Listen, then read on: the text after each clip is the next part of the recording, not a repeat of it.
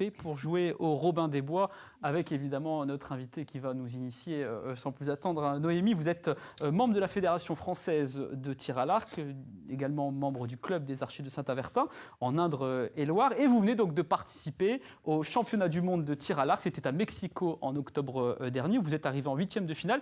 C'est le meilleur résultat de votre carrière. Vous espériez justement arriver à ce niveau-là ou ça a été une surprise ? Ça a été une surprise, oui, il faut être honnête, ça a été une surprise. C'est effectivement le meilleur résultat de ma carrière. J'ai participé à différentes Coupes du Monde dans les années passées, en 2013 et en 2014, dans la catégorie senior. Mais je n'avais jamais atteint ce 8e de finale en Coupe du Monde, ni en Championnat du Monde. J'avais participé au Championnat du Monde de Bélec en 2013. Voilà, en extérieur, pareil, dans les mêmes conditions. Mais quels étaient vos principaux concurrents là à Mexico ? Les Coréennes, les Sud-Coréennes sont nos principales concurrentes. Et pourquoi ? Ce sont les meilleures. C'est vrai ? Parce qu'elles les s'entraînent meilleures. plus, parce qu'elles ont une formation en fait, qui est différente de celle que l'on peut avoir en France. La Ouais. formation est vraiment différente. L'approche du sport et du tir à l'arc est vraiment différente de la nôtre. Nous, en France, le sport national, c'est le foot. En Corée, le tir à l'arc fait partie des sports nationaux. Voilà. Ils sont passés devant vous, justement, les Coréens, lorsque vous étiez à Mexico ?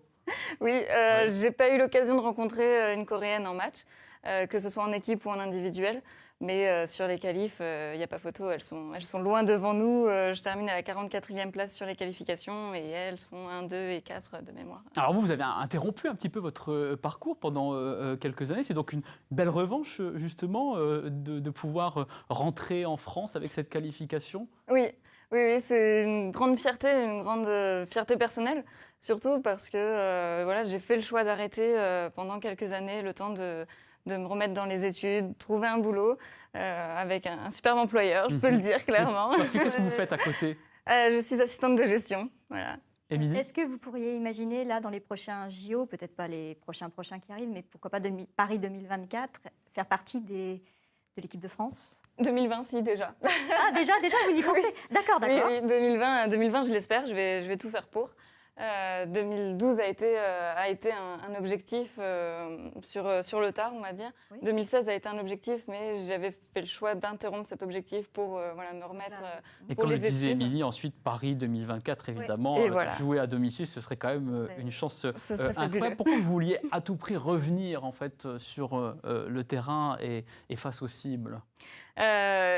Le sport, c'est comme une drogue.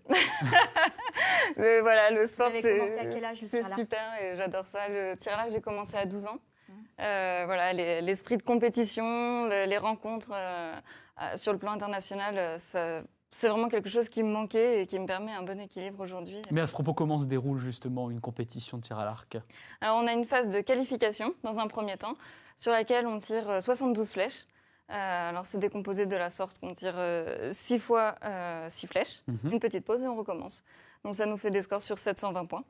À l'issue de ces qualifications, il y a un classement qui est établi, puis les classements des matchs en individuel et en équipe qui sont établis. Alors nous, on ne va pas jouer au JO, en fait, on ne va pas candidater pour être présent au JO de 2024, mais dans 9h50 le matin, on aime bien tout tester. Avec Émilie, vous allez pouvoir nous montrer justement ce avec quoi finalement vous avez pu atteindre ce niveau de la 8e de finale en championnat du monde, avec donc cet arc que vous nous présentez, rien à voir avec l'arc de Robin des Bois, justement en bois classique, très sommaire.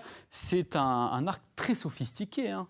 Oui, alors c'est un arc qui est plutôt sophistiqué effectivement par rapport à l'idée qu'on peut avoir de Robin des Bois. On a ici une poignée en alu. C'est la matière principale, on va dire, de l'arc. C'est là où tout part de la poignée. Toute la partie avant, la tige, j'appelle ça une tige, c'est certainement pas comme ça, permet d'équilibrer l'arc, ça permet. Voilà, c'est ça, ça va nous permettre un certain équilibre, donc ça s'appelle une stabilisation, et voilà, ça va permettre de trouver sa donc stabilité. Ce sont des stabilisateurs, en fait, ces parties-là et ces parties-là. Exactement, d'accord. voilà. Et où est le viseur là-dedans ? Alors ça, ici, on trouve notre viseur, avec le petit point pour viser juste ici. C'est ça, là. C'est ça. Le petit point rouge. Le petit point rouge qui est au milieu, en fait, de ce cercle. C'est ça. Voilà. Très bien. Émilie, venez, vous allez tester. Oui. Venez à mes côtés, Noémie, et vous allez laisser Émilie le porter. C'est assez lourd, Émilie ? Oui. Ça pèse combien de kilos ? On a environ autour des 2 kilos. 2 kilos au total, d'accord. Mais Et j'aurais après, pas dû dire oui, quoi. ça montre que vous n'avez pas beaucoup Non, de mais force, d'un bras, c'est c'est pas grave, vrai. vous faites du yoga. Bougre, Dan. Oui. On va vous donner une flèche, évidemment. Les flèches, elles sont en quel matériau? Alors, carbone et aluminium. Carbone et aluminium, voilà. aluminium, ça permet d'avoir une flèche très légère. C'est ça, voilà, une flèche légère et assez souple. Donc là, on met. C'est ça, mes doigts sont bons. Voilà, ou- un index au-dessus, Donc, les deux doigts en dessous Et de la flèche est bien en dessous en fait, du viseur, c'est Voilà, ça. c'est ça. Ne Je tends mon visez pas bras. les écrans ni les caméras, Émilie. Ah bon. Restez sage. Et, Et après, en fait, ça va comment finalement on tire en fait sur la. Ça s'appelle une corde. Une corde, Sur, tout simplement. sur la corde, comment on tire en fait Eh dessus ben, comme elle est en train de faire. Avec donc, les doigts, ses doigts sont bien positionnés. ses doigts là. sont bien positionnés. Oui, on Ouais. pourrait améliorer, mais voilà, pour simplifier, ils sont bien positionnés. Ouais. Et on tire, Ouais. donc c'est avec la force du dos, vous devez le sentir, c'est plus le dos qui travaille que les Donc bras. ce sont en fait finalement les épaules, les trapèzes en fait, qui Exactement. travaillent Oui, voilà, c'est ça. la partie dorsale haute en fait, C'est ça. du corps.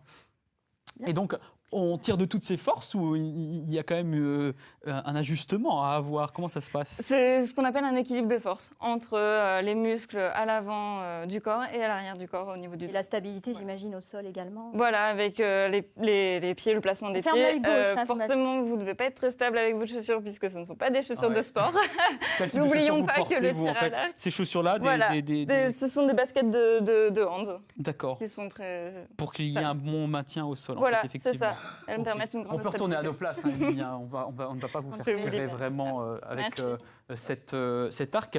Qu'est-ce que vous voulez faire à présent? Parce que l'année prochaine, quand même, il faut le souligner, en Centre Val-de-Loire seront organisés à Saint-Avertin, en Indre-et-Loire, les championnats de France 2018. Vous allez y participer? Oui, j'y participerai sur le plan individuel et sur le plan en équipe avec l'équipe féminine de Saint-Avertin.